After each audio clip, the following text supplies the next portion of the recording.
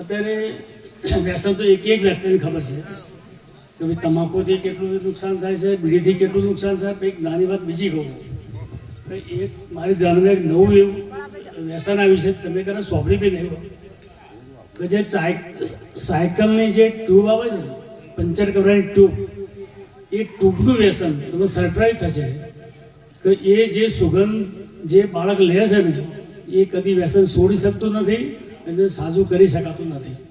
આ તો સરકારના ધ્યાનમાં બી ના હોત, પણ અચાનક શું થયું કે જે 50 રૂપિયા જે ટ્યુબ મળતી હતી એના 200 ને 300 રૂપિયા થવા માંડ્યા. એટલે સરકારે થયું કે આનું શું માર્કેટ છે આનું. તો ત્યારે એમને ખબર પડી કે આ જે બાળકો જે રખડેલ છે એ આનો સુગંધ લઈ અને બહુ આનંદ માણે છે. એટલે ગામડામાં તો આની અસર નથી થઈ, પણ થોડું ધ્યાન રાખવા જેવું છે.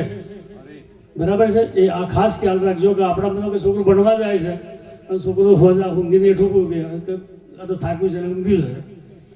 હવે મેં ખુશીમાં બેસીને તો 48 વર્ષ સુધી સલાહ આપી, બધું સમજ આપી, ફોટા બતાવી જોયા કે ભાઈ આવા આવા કિસ્સા બને છે. બાળકોને એમની લાગણીમાં લાવીને એમની વ્યવહાર સમજાવી, પણ જોઈએ એવું રિઝલ્ટ મળ્યું નહોતું.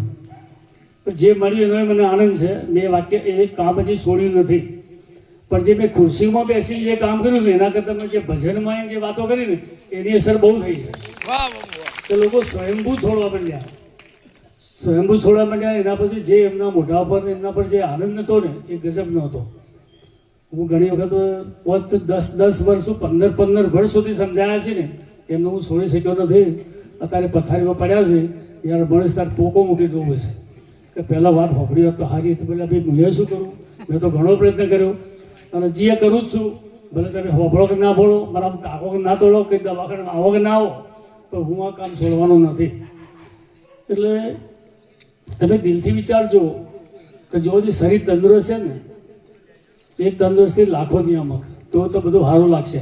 તમારી પાસે અબજોની પ્રોપર્ટી છે, પણ તમારા પાસે શરીર સારું નહીં હોય ને તો કોઈ વસ્તુ ગમે નહીં. તો એના લાભ ગેરલાભ તો તમને બધાને ખબર છે. પછી આ દિલમાં ઉતારો તો સારું. હવે ઘણા લોકો હાલ મારા તાકે મોઢું હંતાડે છે, પણ શું કરું? મારે બોલવું પડ્યું છે. જય ગુરુ મહારાજ.